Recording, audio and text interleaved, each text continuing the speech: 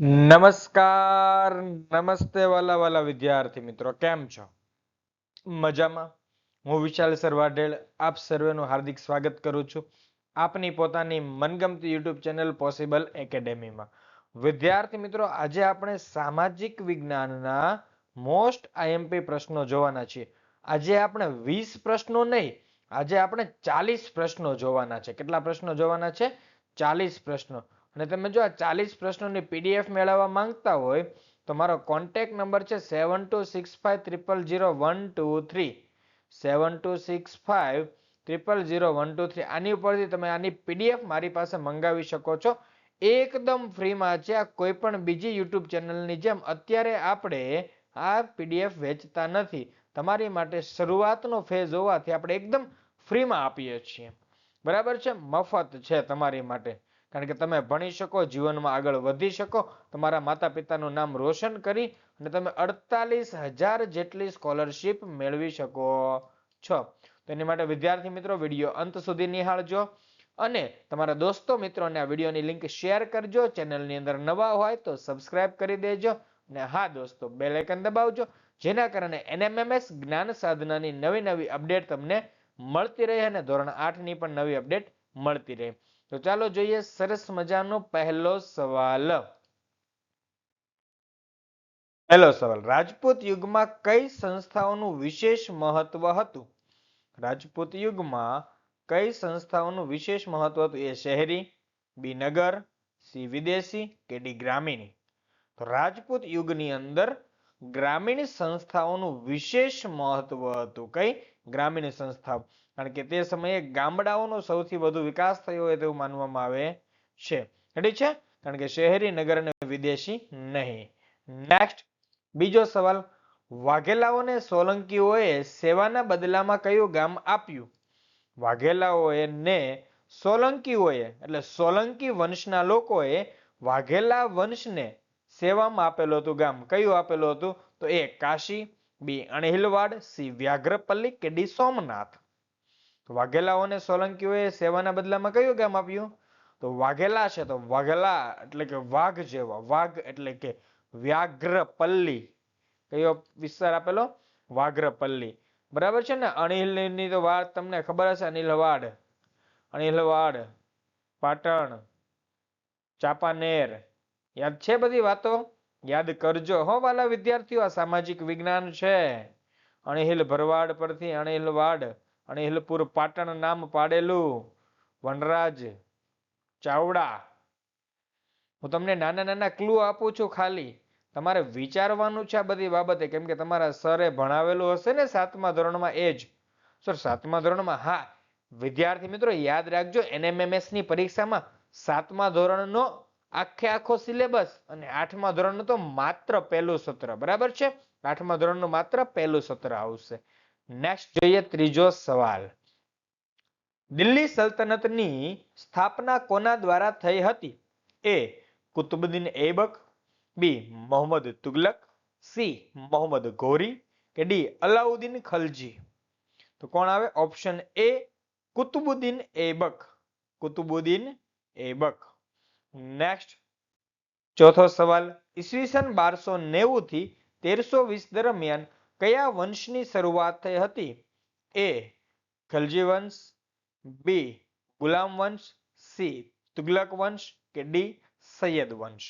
તો 1290 થી 1320 દરમિયાન વાલા વિદ્યાર્થીઓ ખલજી વંશની શરૂઆત થયેલી હતી. બરાબર છે? યાદ રાખજો અલાઉદ્દીન ખિલજીની બધી વાતો. એ સિવાય ખલજી વંશના ઘણા બધા કાર્યો છે. ગુલામ વંશ, બરાબર છે? ગુલામ વંશ હતો એ સૌથી પહેલો હતો. દિલ્હી સલ્તનતનો સૌથી પહેલો કોઈ વંશ હોય તો છે ગુલામ વંશ. રેડી છે? ને સૌથી છેલ્લો વંશ, દિલ્હી સલ્તનતનો સૌથી છેલ્લો વંશ એટલે લોદી વંશ. કયો વંશ આવશે? લોદી વંશ. રેડી છે? નેક્સ્ટ પાંચમો સવાલ, મુઘલ સામ્રાજ્યની સ્થાપના ભારતમાં કોણે કરી? એ હુમાયુ, બી શાહજહાં, સી બાબર કે ડી અકબર? તો મુઘલ સામ્રાજ્યની સ્થાપના ભારતમાં કોણે કરેલી છે? બાબર. બરાબર છે ને? યાદ હોય પાણીપતના યુદ્ધની વાતો. બરાબર છે ને? બાબર વચ્ચે ઇબ્રાહિમ લોદી વચ્ચે થયેલું. બાબરે ઇબ્રાહિમ લોદીને ખલાસ કરી નાખેલો અને બાબરે મુઘલ સામ્રાજ્યની સ્થાપના કરેલી હતી. ઓકે, નેક્સ્ટ છઠ્ઠો સવાલ. અકબરે બધા ધર્મોના ઉત્તમ તત્વોને ભેગા કરી કયા સંપ્રદાયની સ્થાપના કરી? એ દીન એ ઇલાહી, બી પંચતંત્ર, સી મુસ્લિમ કે ડી હિન્દુ મુસ્લિમ. અકબર એવું માનવામાં આવે છે કે ઇતિહાસમાં મુસ્લિમ સંપ્રદાય એટલે કેમ કહી શકાય કે આપણે આ મુઘલ સામ્રાજ્યની અંદર સૌથી વધુ ધર્મના કાર્ય કર્યા હોય તેવા માનવામાં આવે છે. અને એને દીન એ ઇલાહી ધર્મ એ શું કરતો? બધા ધર્મના લોકોને ભેગા કરતા અને એમાંથી સારી સારી વાતો હોય ને એને સમાજ સુધી પહોંચાડવામાં આવતી. એટલે એને એ ધર્મનું નામ રાખ્યું હતું, એ સંપ્રદાયનું નામ રાખ્યું હતું દીન એ ઇલાહી. દીન એ ઇલાહી. ઓકે છે? કદાચ જો કે મારાથી બોલવામાં ક્ષતિ રહી જતી હોય તો વિદ્યાર્થી મિત્રો સોરી, અહીંયા હું કોઈ ધર્મને ઉદ્દેશીને કોઈ વાત કરવા માંગતો નથી. બરાબર છે? નેક્સ્ટ 7. આપણે ઇતિહાસની વાતો હોય તો ઇતિહાસની જેમ ભણવી પડશે. ઓકે, ચાલો 7મો સવાલ. અમદાવાદના સ્થાપત્યોમાં કોને વિશ્વની ઉત્કૃષ્ટ સ્થાપત્ય કલાનો નમૂનો માનવામાં આવે છે? એ જામા મસ્જિદ, બી સીદી સૈયદની જાળી, સી ભદ્રકાળીનો કિલ્લો કે ડી ચાંપાનેરનો કિલ્લો. યાદ કરો, યાદ કરો. અમદાવાદમાં સૌથી બેનમૂન અદ્ભુત શેનો નમૂનો છે? તો સીદી સૈયદની જાળી. કઈ આવશે? એવું ને શું બોલાય એને? સીદી સૈયદની જાળી. ઓપ્શન બી એકદમ સાચો જવાબ છે. નેક્સ્ટ, બરાબર છે? 8મો સવાલ. વિશ્વની 7 અજાયબીમાં સ્થાન ધરાવતું મુઘલ સ્થાપત્યનું સર્વોચ્ચ શિખર કયું છે? એ આગ્રાનો કિલ્લો, બી દીવાન એ ખાસ, સી આગ્રાનો તાજમહેલ કે ડી રંગમહેલ. જોજો અહીંયા બે જગ્યાએ આગ્રા આગ્રા આપેલું છે એટલે તમને એમાં થતું હશે ને કે આગ્રા આવતું હશે, પણ શું નક્કી કરો, કિલ્લો કે તાજમહેલ? તો શું આવશે? Option C Taj Mahal. આગ્રાનો તાજમહેલ છે વિશ્વની 7 અજાયબીના 7 વન્ડર ઓફ ધ વર્લ્ડ ની અંદર સ્થાન ધરાવે છે આગ્રાનો તાજમહેલ. નેક્સ્ટ 9મો સવાલ. રાજાઓના વર્ષાસન આપવાની પ્રથા ભારતના આજે ક્યાં ચાલુ છે? ભારતમાં આજે પણ ક્યાં ચાલુ છે? બોલો. એ અરવલ્લીમાં, બી છોટાઉદેપુરમાં, સી દાહોદમાં કે ડી ડાંગમાં. તો વિદ્યાર્થી મિત્રો વાત કરીશ કે દર વર્ષે મુખ્યમંત્રીના હસ્તે ડાંગ જિલ્લાની અંદર ડાંગ દરબાર ભરાય છે. ડાંગ દરબારની અંદર વર્ષાસન આપવામાં આવે છે. શું આપવામાં આવે? વર્ષાસન. મતલબ કે રાજાઓને એની જે કઈ જરૂરની સામગ્રી હોય એ આપવામાં આવતી હોય છે. બરાબર? એની માટેનો ઘણો બધો ઇતિહાસ છે, એ વાતો આપણે પછી ક્યારેક કરીશું. અહીં આપણો સાચો જવાબ આવશે ઓપ્શન ડી ડાંગમાં. નેક્સ્ટ 10મો સવાલ. અહોમ લોકોએ શેની ખેતીની નવી પદ્ધતિઓ અમલમાં મૂકી હતી? એ અફીણ, બી ઘઉં, સી ચોખા કે ડી કપાસ. અહોમ લોકોએ ખેતીની નવી પદ્ધતિ, તો સૌથી વધુ અત્યારે લોકો દક્ષિણ ભારત ની અંદર સૌથી વધુ ખોરાકની અંદર ઉપયોગમાં લે તેનો મતલબ કે સી ચોખા. અહમ લોકોએ ખેતીની ચોખાની ખેતીની નવી પદ્ધતિઓ અમલમાં મૂકી હતી. નેક્સ્ટ 11મો સવાલ. 16મી સદીના અંત સુધીમાં કઈ જનજાતિના લોકો ખેડૂત અને જમીનદાર તરીકે સ્થાયી થયા? તો એ કોળી, બી ભરવાડ, સી નાગા કે ડી ભીલ. તો 16મી સદીના અંત સુધીમાં ભીલ જનજાતિના લોકો ખેડૂત અને જમીનદાર તરીકે સ્થાયી થયા હતા. બરાબર છે? ને આ ભીલની વાતો કરીએ આપણે તો દક્ષિણ ગુજરાતની અંદર સૌથી વધુ ભીલ લોકો જોવા મળતા હોય છે. તાપી જિલ્લો છે, ડાંગ જિલ્લો છે, દાહોદ છે, તો આ તરફ બધાય અત્યારે એને આદિવાસી તરીકે પણ આપણે ઓળખીએ છીએ. પણ એ આદિવાસીઓ મોટા ભાગે કઈ જાતિના છે? ભીલ જાતિના છે, જે પ્રકૃતિ પ્રેમી છે, જેને એને એક પણ જમીન માટે એટલા બધા લાગણીશીલ હોય છે કે એના માટે શબ્દો વ્યક્ત ન કરી શકાય. કેમ કે એમની જમીન માટે મર મિટવા તૈયાર થઈ જતા હોય છે. એટલા માટે તો જમીન માટે બિરસા મુંડાએ સરસ મજાની ચળવળો કરેલી છે, ઉલ ગુલાન ચળવળ. બરાબર છે? તો આવી બધી વાતો યાદ રાખવાની છે. આ વર્ષે જ બિરસા મુંડાની 150મી જન્મ જયંતિ, વર્ષ 2025માં બિરસા મુંડાની 150મી જન્મ જયંતિ એટલે કે 15 નવેમ્બર 2025 ના રોજ 150મી જન્મ જયંતિ છે. બરાબર? તો આવું પણ યાદ રાખવાનું, કદાચ કઈક અંશે પૂછાઈ શકે છે. રેડી છે? ચાલો નેક્સ્ટ 12મો સવાલ, જનજાતિના લોકો નીચે આપેલમાંથી કેવી રીતે પોતાનું જીવન જીવતા હતા? એ ખેતી, બી પશુપાલન, સી શિકાર કે ડી આપેલ તમામ. તો જો આ આદિવાસી લોકોની વાત છે તે પહેલાના સમયની અંદર ખેતી પણ કરતા, પશુપાલન પણ કરતા અને ખોરાક માટે તે પોતે અમુક પશુઓ પ્રાણીઓનો શિકાર પણ કરતા હતા. એટલે આપેલ તમામ કામ કરતા હતા. આપેલ તમામ કામ કરતા હતા. બરાબર છે. કારણ કે સૌથી પહેલા લોકોનો જે આદિમાનવ સમયગાળો હતો, આદિમાનવનો તે સમય શું હતું? હન્ટર્સ એન્ડ ગેધરર્સ, મતલબ શિકાર કરવો અને એકઠો કરવો. અને પછી એ લોકો ભોજનમાં ઉપયોગ કરતા હતા. નેક્સ્ટ 13મો સવાલ, મહારાષ્ટ્રમાં ભક્તિ આંદોલનનું મુખ્ય કેન્દ્ર શું હતું? એ ગણેશ મંદિર, બી પંઢરપુરનું મંદિર, સી વ્રજ મંદિર કે ડી રામ મંદિર. તો મહારાષ્ટ્રમાં ભક્તિ આંદોલનનું મુખ્ય કેન્દ્ર પંઢરપુરનું મંદિર. કયું આવશે?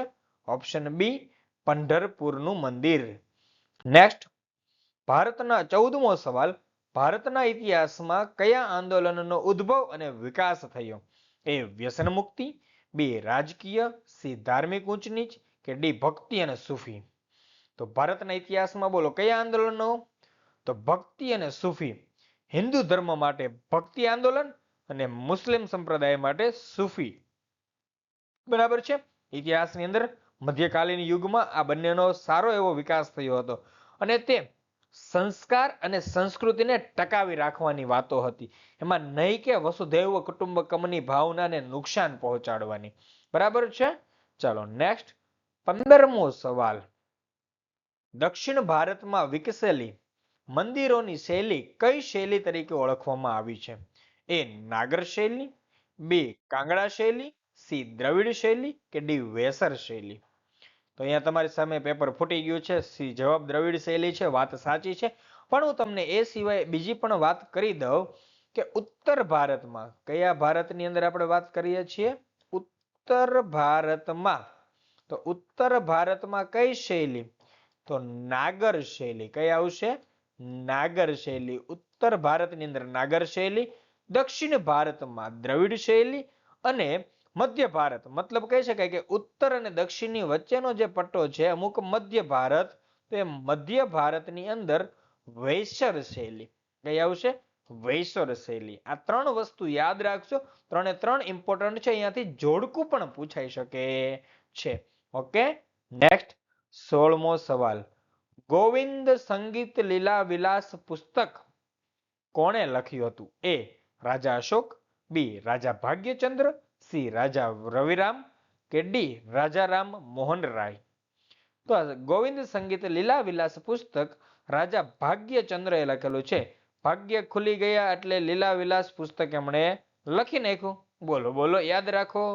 ગોવિંદ બોલો, હરિ ગોપાલ બોલો. બરાબર છે. આ તો ખાલી એક નાનું એવું સોંગ હતું. આ પુસ્તક સાથે એને કોઈ લાગતું નથી, પણ આપણે યાદ રાખવાનું કે ગોવિંદ મળી જશે તો ભાગ્ય ખુલી જશે. ગોવિંદ મળી જશે તો ભાગ્ય ખુલી જશે. એટલે યાદ રાખવાનું કે ગોવિંદ સંગીત નું લીલા વિલાસ પુસ્તક. બરાબર. ગોવિંદ સંગીત લીલા વિલાસ પુસ્તક રાજા ભાગ્યચંદ્ર એ લખેલું છે. નેક્સ્ટ ઓપ્શન બી આપણો સાચો છે. નેક્સ્ટ જોઈએ 17મો સવાલ, મુઘલ સામ્રાજ્યના પતન બાદ રાજસ્થાનમાં સૌથી શક્તિશાળી રાજ્ય કયું હતું? મુઘલ સામ્રાજ્યનું પણ પતન થઈ ગયું, ત્યારબાદ સૌથી શક્તિશાળી રાજ્ય કયું હતું? તો ઓપ્શન એ જયપુર. કયું આવશે? રાજસ્થાનનું જયપુર. બરાબર છે. અને જયપુર આજે રાજસ્થાનની રાજધાની છે. બરાબર છે. રાજસ્થાનની રાજધાની અથવા તો રાજસ્થાનનું પાટનગર. જો તમને આવો સવાલ પૂછાય કે રાજસ્થાનનું પાટનગર કયું છે? રાજસ્થાનનું પાટનગર, તો શું કહેવાનું? જયપુર. રાજસ્થાનનું પાટનગર છે જયપુર. રાજસ્થાન ગુજરાતની કઈ તરફ આવેલું છે? તો રાજસ્થાન ગુજરાતની ઉત્તરે આવેલું છે. તો ગુજરાતની પૂર્વમાં શું આવેલું છે? તો મધ્યપ્રદેશ. અને ગુજરાતની દક્ષિણમાં શું આવેલું છે? તો મહારાષ્ટ્ર. તો ક્યારેક તમને કોઈક પૂછે કે ગુજરાતની આજુબાજુમાં શું આવેલા છે? તો કહેવાનું કે મમરા. તો દેખાય મમરા. બરાબર છે. આ યાદ રાખવા માટેની ટ્રિક્સ છે ખાલી. મમરામાંથી મ એટલે મહારાષ્ટ્ર, મ એટલે મધ્યપ્રદેશ, રા એટલે રાજસ્થાન. એટલે આપણને બધાને ગુજરાતીઓને મમરા ભાવે ને. પણ બધા નાસ્તામાં શું આપેલું હોય મમ્મીએ? ચેવડો. ચેવડામાં શું હોય? મમરા. બરાબર છે. ચાલો ખાલી યાદ રાખવાની ટ્રિક્સ છે, બીજું કઈ છે નહીં. નેક્સ્ટ ઓપ્શન એ સાચો છે. ચાલો 18મો સવાલ. પ્લાસીનું યુદ્ધ ક્યારે થયું હતું? એ ઈસવીસન 1557, બી ઈસવીસન 1957, સી 1857 કે ડી ઈસવીસન 1757. આ તો તમને જવાબ યાદ જ હશે, કારણ કે 7મા ધોરણમાં પણ ભણો છો ને 8મા ધોરણમાં પણ આવે છે. તો પ્લાસીનું યુદ્ધ ક્યારે થયું હતું? તો 23 જૂન 1757 ના રોજ. તો 1757 ના રોજ પ્લાસીનું યુદ્ધ થયેલું છે ભાઈ. બરાબર છે, યાદ રાખી લેજો. 1757 1757 પ્લસ સી 1757 પ્લસ સી એટલે છે પ્લાસીનું યુદ્ધ 1757 ની અંદર. આના ઉપરથી એક સરસ મજાનો બીજો પણ સવાલ પૂછાઈ શકે. શું સવાલ પૂછાઈ શકે? બક્સરનું યુદ્ધ. કયું યુદ્ધ કીધું? બક્સરનું યુદ્ધ ક્યારે થયું હતું? તો બક્સરનું યુદ્ધ ક્યારે આવશે? ઈસવીસન 1764. આ સવાલ પણ આવી શકે. ઈસવીસન 1764 ના રોજ બક્સરનું યુદ્ધ થયેલું છે. બરાબર છે, ખાસ યાદ રાખજો. અને આ પ્લાસીના યુદ્ધની વાતો તમને ખબર હશે. મિર્ઝાફર, મીર કાસિમ, મિર્ઝાફર કંપની સાથેની માથાકૂટો બબાલો. બરાબર. ચાલો નેક્સ્ટ 19મો સવાલ. ઊંચા તાપમાન અને અતિશય દબાણને કારણે ચૂના પથ્થર શેમાં ફેરવાઈ જાય છે? એ રેડિયમમાં, બી આરસ પહાણમાં, સી સિલિકોનમાં કે ડી સ્લેટમાં? ઊંચા તાપમાન અને અતિશય દબાણને કારણે ચૂના પથ્થર શેમાં ફેરવાઈ જાય છે? એ રેડિયમમાં, બી આરસ પહાણમાં, સી સિલિકોનમાં કે ડી સ્લેટમાં? બરાબર છે. ચાલો, તો શેમાં આવશે? ચૂનાના પથ્થર છે. ચૂનાના પથ્થર. ચૂનો કેવા કલરનો હોય? સફેદ સફેદ હોય ને ચૂનો, આવા સફેદ કલરનો હોય ને, તો શેમાં ફેરવાઈ જશે? આરસ પહાણમાં ફેરવાશે. શેમાં ફેરવાશે? આરસ પહાણમાં. ઓપ્શન બી એકદમ સાચો છે. નેક્સ્ટ જોઈએ 20મો સવાલ. દેખાય છે તમને? હા, દેખાય છે. જો ને, અગ્નિકૃત ખડકો કેટલા પ્રકારના હોય છે? એ 5, બી 4, સી 3 કે ડી 2? તો અગ્નિકૃત ખડકો 2 પ્રકારના હોય છે. કયા 2 પ્રકારના છે એ તમારે મને કોમેન્ટ સેક્શનની અંદર જણાવવાનું રહેશે. બરાબર છે. ચાલો 21મો સવાલ. પૃથ્વી પરના જે ભાગમાં જીવસૃષ્ટિ વસેલી છે તેને કયું આવરણ કહે છે? પૃથ્વી પરના જે ભાગમાં જીવસૃષ્ટિ વસેલી છે તેને કયું આવરણ કહે છે? એ મૃદાવરણ, બી વાતાવરણ, સી જીવાવરણ કે ડી જલાવરણ? બોલો ચાલો. જીવ રહે તેને કહેવાય જીવાવરણ. જીવ રહે તેને શું કહેવાય? જીવાવરણ. રેડી છે?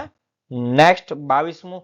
જગન્નાથ મંદિરનું નિર્માણ કરવાનો નિર્ણય કોણે લીધો હતો? બોલો શ્રી ભગવાન શ્રી જગન્નાથની જય.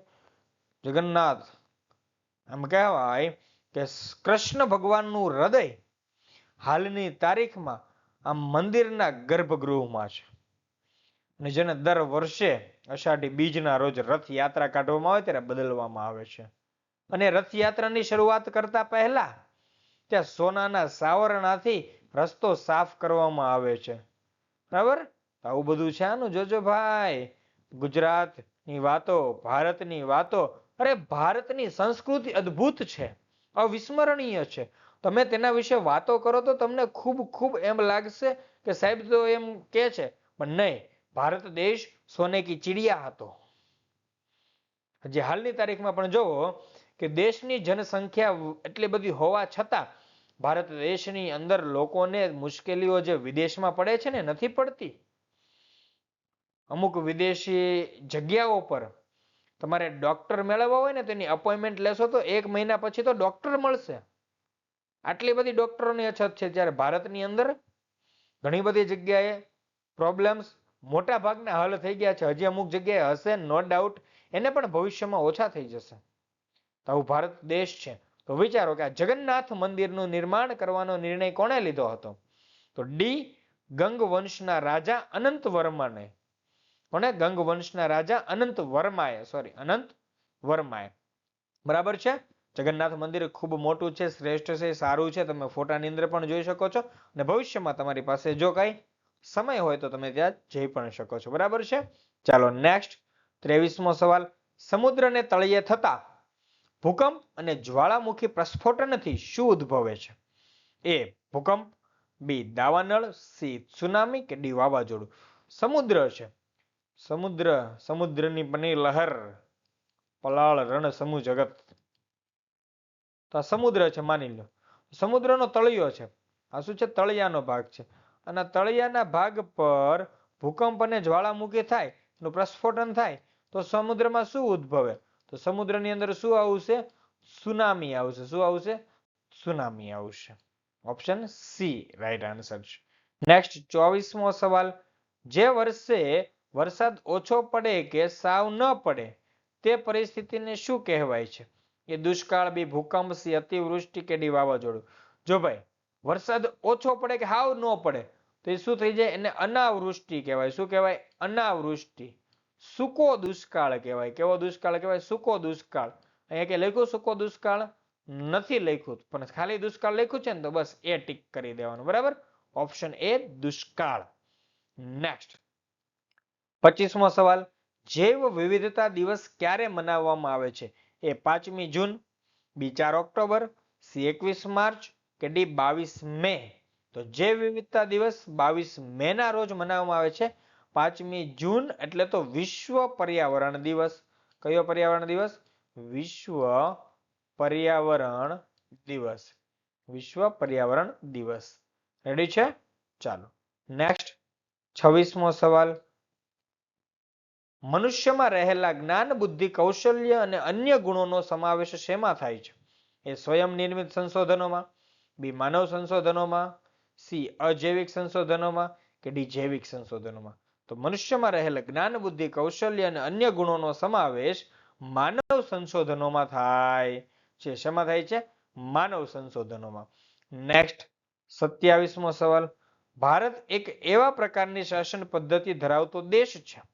એ લોકશાહી, બી રાજાશાહી, સી સામંતશાહી કે ડી અસહિષ્ણુ.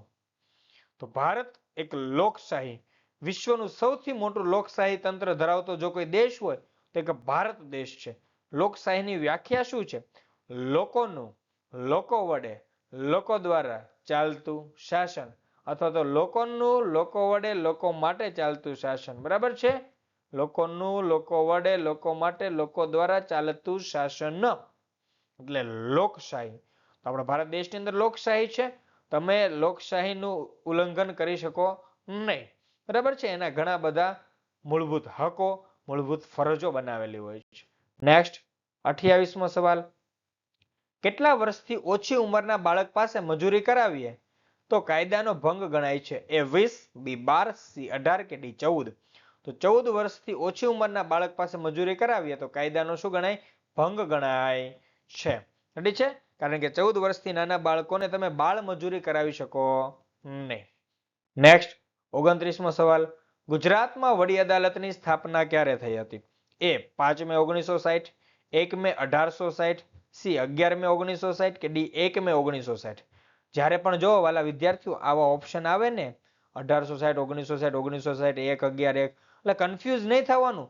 શાંતિથી આમ આંખો ફાડી ફાડીને જોવાનું કે હું આપ્યું છે ભાઈ, હું આપ્યું છે, આંખો ફાડી ફાડીને. બરાબર? એક એક અક્ષર શબ્દ વાંચી લેવાનો. તો ગુજરાતમાં વડી અદાલતની સ્થાપના જ્યારે ગુજરાત રાજ્યનો સ્થાપના દિવસ છે ત્યારે થયેલી છે. તો ગુજરાત રાજ્યનો સ્થાપના દિવસ છે 1 મે 1960. તે દિવસે ગુજરાતમાં વડી અદાલતની સ્થાપના થયેલી હતી. બરાબર છે? ચલો નેક્સ્ટ 30મો સવાલ. રાજ્યની વિધાનસભામાં સભ્યોની સામાન્ય ચૂંટણી દર કેટલા વર્ષે થાય છે? એ 10 વર્ષ, બી 3 વર્ષ, સી 4 વર્ષ કે ડી 5 વર્ષ. તો વિધાનસભામાં સભ્યોની ચૂંટણી સામાન્ય કેટલા વર્ષે? દર 5 વર્ષે કરવામાં આવે છે. છેલ્લી ચૂંટણી આપણી વર્ષ 2022 ની અંદર થઈ હતી. કયા? વર્ષ 2022 ની અંદર થઈ હતી. અને હવે પછીની ચૂંટણી જે આવવાની છે તે વર્ષ 2027 ની અંદર આવશે. ક્યારે આવશે? વર્ષ 2027 ની અંદર ચૂંટણી આવવાની છે. ક્લિયર છે વાત? એટલે ખાસ ધ્યાન રાખજો. કદાચ પરીક્ષામાં પૂછાઈ શકે કે તાજેતરમાં ચૂંટણી ક્યારે આવશે? આવો સવાલ પણ એકાદો પ્રેક્ટિકલી પૂછી શકે તો 2027માં. પણ કઈ ચૂંટણી? તો વિધાનસભાની ચૂંટણી. સવાલ પર ખાસ ફોકસ કરવાનું, શબ્દો પર. વિધાનસભાની ચૂંટણી વર્ષ 2027માં આવવાની છે. બરાબર? હાલના આપણા મુખ્યમંત્રી કોણ છે? વર્તમાન સમયના મુખ્યમંત્રી એટલે કે વર્ષ 2025 દરમિયાન મુખ્યમંત્રી કોણ છે અત્યારે? તો ભૂપેન્દ્રભાઈ પટેલ છે. ઠીક છે, તો આવા અમુક સવાલો તમારે જોઈ લેવાના, યાદ રાખી લેવાના છે. બરાબર છે? ચાલો વિદ્યાર્થી મિત્રો જોઈએ નેક્સ્ટ 31મો સવાલ. ભારતના પ્રથમ મહિલા વિદેશી મંત્રી કોણ હતા? એ સુષ્મા સ્વરાજ, બી પ્રતિભા પાટીલ, સી ઇન્દિરા ગાંધી કે ડી સ્મૃતિ ઈરાની? તો સુષ્મા સ્વરાજ છે તે ભારતના પ્રથમ મહિલા વિદેશ મંત્રી હતા. પણ પ્રતિભા પાટીલ છે ને, પ્રતિભા પાટીલ એ ભારતના પ્રથમ મહિલા રાષ્ટ્રપતિ.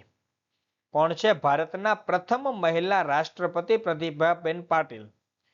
ઇન્દિરાબેન ગાંધી તો ભારતના પ્રથમ મહિલા વડાપ્રધાન. ભારતના પ્રથમ મહિલા વડાપ્રધાન. નેક્સ્ટ જોઈએ 32મો સવાલ. ભારત સરકારે કઈ ગાયિકાને ભારત રત્ન પુરસ્કારથી સન્માનિત કરેલ છે? એ અલકા યાજ્ઞિક, બી ઉષા મંગેશકર, સી લતા મંગેશકર કે ડી આશા ભોસલે? બરાબર છે, તો ચાલો જોઈએ ઓપ્શન સી લતા મંગેશકર, કે જેનું ગળું એટલું સુરીલું અને એટલું મસ્ત છે કે જેની વાત ન પૂછે. કારણ કે એના ગીતના શબ્દો સાંભળતા જ બધા કહેવાય કે મંત્રમુગ્ધ થઈ જાય છે. એટલા માટે જ લતા મંગેશકરને ભારત રત્ન પુરસ્કાર આપવામાં આવેલો છે. ભારત દેશનો સર્વશ્રેષ્ઠ સર્વોચ્ચ પુરસ્કાર એટલે ભારત રત્ન પુરસ્કાર છે. બરાબર છે? અમુક વિદેશી લોકો તો એવું કહે છે કે તમે અમને લતા મંગેશકરજીનું ફક્ત સ્વર પેટી આપો, અમે તમારી પાસે રહેલા બધા જ દેણા લેણા બધું માફ કરી દેશું. બોલો, એટલું એનું સરસ ગળું છે, એટલા સરસ મજાના ગાયિકા છે. બરાબર છે? નેક્સ્ટ 33મો સવાલ. ભારતમાં આધુનિક ટપાલ સેવાની શરૂઆત ક્યારે થઈ હતી? એ ઈસવીસન 1864, બી ઈસવીસન 1757, સી ઈસવીસન 1954 કે ડી ઈસવીસન 1854? જ્યારે રેલવેની શરૂઆત થઈ ને, જ્યારે શેની શરૂઆત થઈ? રેલવે, ત્યારે જ ટપાલ સેવાની શરૂઆત થઈ. રેલવેની શરૂઆત ક્યારે થઈ? તો સર 1854માં. યસ, ડેલ હાઉસીનો સમયગાળો ને, યાદ છે ને? સુધારાવાદી ડેલ હાઉસી. કયો Housie? Dalhousie. Okay, next 34મો સવાલ. ટીવીની શોધ કોણે કરી હતી? A William Wright, B James Babbage, C John Logie Baird કે ડી માર્કોની? આ તો તમને દરેકને ખબર હશે કે sir C John Logie Bayad ટીવીના શોધક છે. રેડી? નેક્સ્ટ 35મો સવાલ. ગ્રાહકે ઇલેક્ટ્રોનિક વસ્તુઓ કયો માર્કો જોઈને ખરીદવો જોઈએ? એ વોલમાર્ક, બી હોલમાર્ક, સી એગમાર્ક કે ડી આઈએસઆઈ? તો હંમેશા ઇલેક્ટ્રોનિક વસ્તુ આઈએસઆઈ માર્કા વાળી જ આપણે ખરીદવી જોઈએ. ઘણી વખત તમે આઈએસઆઈ માર્કો કદાચ આવી રીતનો પણ જોઈ શકતા હશો. બરાબર છે? માર્કેટમાં કદાચ ઘણી જગ્યાએ તમને આઈએસઆઈ માર્કો આવો પણ દેખાતો હોય છે, અથવા આવો પણ દેખાય. બરાબર છે? ચલો, મને થોડોક જેવો બનાવતા આવડે છે એવો હું તમને બતાવું છું. રેડી? આવો કંઈક આઈએસઆઈ માર્કો આપણને દેખાતો હોય છે. ઓકે, નેક્સ્ટ ઓપ્શન ડી સાચો જવાબ. 36મો સવાલ. છેલ્લા 5 સવાલો છે આજના. જોઈએ. ભારતમાં વિશ્વ ગ્રાહક દિન ક્યારે ઉજવવામાં આવે છે? એ 21 જૂન, બી 15 માર્ચ, સી 1 ડિસેમ્બર કે ડી 24 ડિસેમ્બર? તો બોલો ક્યારે? ભારતમાં વિશ્વ ગ્રાહક દિન 15 માર્ચના રોજ ઉજવવામાં આવે છે. ક્લિયર? ચલો નેક્સ્ટ 37મો સવાલ. મુખ્યમંત્રી અમૃતમ યોજનાનો ભાગ લેવા માટે ઓછામાં ઓછી કેટલી આવક હોવી જોઈએ? કેટલી આવક હોવી જોઈએ? તો 4 લાખ કે તેથી ઓછી મુખ્યમંત્રી અમૃતમ યોજનાનો લાભ લેવા માટે. આવા જસ્ટ વન કાઇન્ડ ઓફ મા કાર્ડ કહેવામાં આવે છે ઘણી વખત. બરાબર? તો મુખ્યમંત્રી અમૃતમ યોજનાનો ભાગ લેવા 4 લાખ કે તેનાથી ઓછી આવક હોવી જોઈએ. નેક્સ્ટ 38મો સવાલ. ભારતના કયા રાજ્યમાં ભરતનાટ્યમનો વિકાસ થયો છે? ભારતના કયા રાજ્યમાં ભરતનાટ્યમનો વિકાસ થયો છે? એ હૈદરાબાદ, બી તમિલનાડુ, સી મણિપુર કે ડી કેરળ? તો કયો આવશે? બી તમિલનાડુ. તમિલનાડુની અંદર ભરતનાટ્યમનો વિકાસ થયો છે. ક્લિયર છે? નેક્સ્ટ 39મો સવાલ. શિવાજીના પૌત્ર શાહુને કોણે વિજય અપાવ્યો? શિવાજીના પૌત્ર શાહુને કોણે વિજય અપાવ્યો? એ તારાબાઈ, બી લક્ષ્મીબાઈ, સી પેશવા બાલાજી વિશ્વનાથ કે ડી શિવાજીએ? તો પેશવા બાલાજી વિશ્વનાથે શાહુને વિજય અપાવ્યો હતો. બરાબર છે. આ બધા યુદ્ધની વાતો છે. યુદ્ધ તમને અમુક અમુક યાદ રાખવા જ પડશે. નેક્સ્ટ 40મો સવાલ. હાલમાં ભારતમાં છત્તીસગઢ, આંધ્રપ્રદેશ અને મધ્યપ્રદેશમાં કોની વસતી વધુ છે? એ ગખર, બી ખોખર, સી ગોંડ કે ડી ભીલ? તો તમને દરેકને ખબર છે કોની વસ્તી વધુ હોય? સી ગોંડની વસ્તી વધુ છે. શેની? ગોંડ લોકોની. બરાબર છે, યાદ રાખજો. છત્તીસગઢ, આંધ્રપ્રદેશ અને મધ્યપ્રદેશની અંદર. વિદ્યાર્થી મિત્રો, આજે આપણે અહીંયા પ્રશ્નો પૂરા થાય છે. અને આ વિડીયો તમને જો ગમ્યો હોય તો આપણી ચેનલને ફટાફટ સબસ્ક્રાઇબ કરી દેજો. બાજુનું સરસ મજાનું બેલ આઇકન પણ દબાવી દેજો. અને આ વિડીયોને શેર કરજો, લાઈક કરજો અને તમારા પ્રશ્નો સરસ મજાના મને કોમેન્ટ સેક્શનની અંદર જણાવી દેજો. તમારા જવાબો પણ જણાવજો. આભાર, આભાર, આભાર. તમારે જો કાંઈ પણ ક્વેરી હોય, વધારે મારી પાસેથી માહિતી જોઈતી હોય, એવી તકલીફ હોય, તમારો કોન્ટેક્ટ નંબર છે 7265000123. 7265000123. આ નંબર પર તમે મને કોન્ટેક્ટ કરી શકો છો. ઓકે વિદ્યાર્થી મિત્રો, તો ફરી મળીશું નેક્સ્ટ સરસ મજાના વિડીયો સાથે. ત્યાં સુધી આપની રજા લઈ રહ્યો છું. જય હિન્દ, જય ભારત, જય જય ગરવી ગુજરાત. ટાટા, બાય બાય, આવજો.